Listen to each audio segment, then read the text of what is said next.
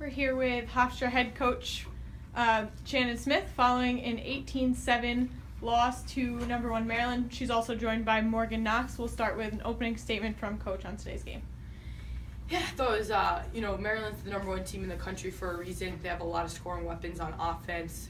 They're a great program, and I thought our players played really hard for a full 60 minutes all over the field. I thought we fought really hard for the draw controls and the ground balls.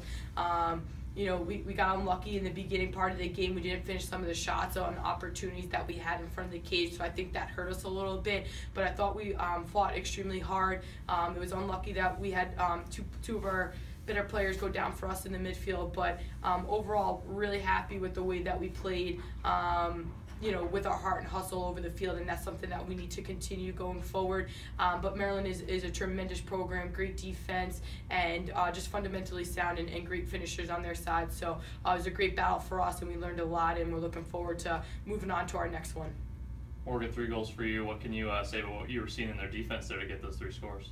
I just think it wasn't just like a one-team offense kind of show. I definitely think that everyone on the offense contributed, and the way we move, we all played together, so it wasn't just one person's goal.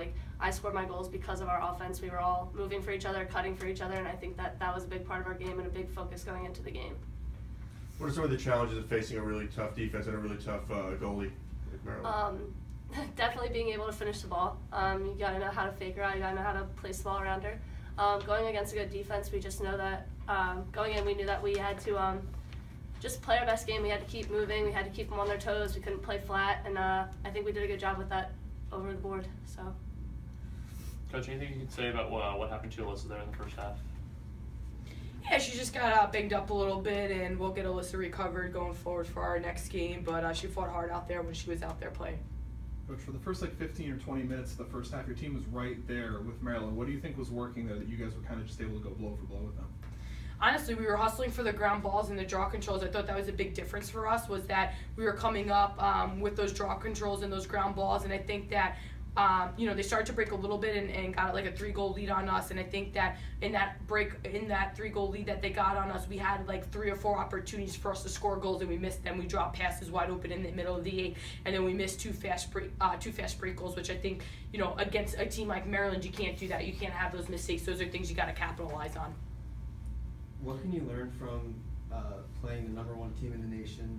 Win or lose, these are the best athletes in the nation in women's lacrosse. How does that help you as a coach and you as a player change your game? Yeah, I think for us, it's just a good measuring stick to kind of see where your team currently is at, what you guys got to work on. And, what we told them in the locker room was that our main focus going in was we had to play with a lot of heart and hustle, and we had to really focus on our ground balls and draw controls.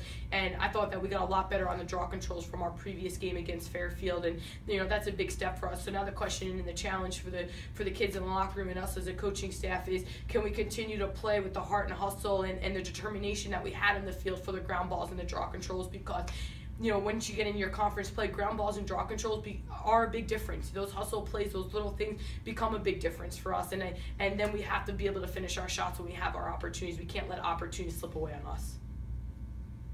Anything else? Thanks, everyone. Thank you, guys. Thank you.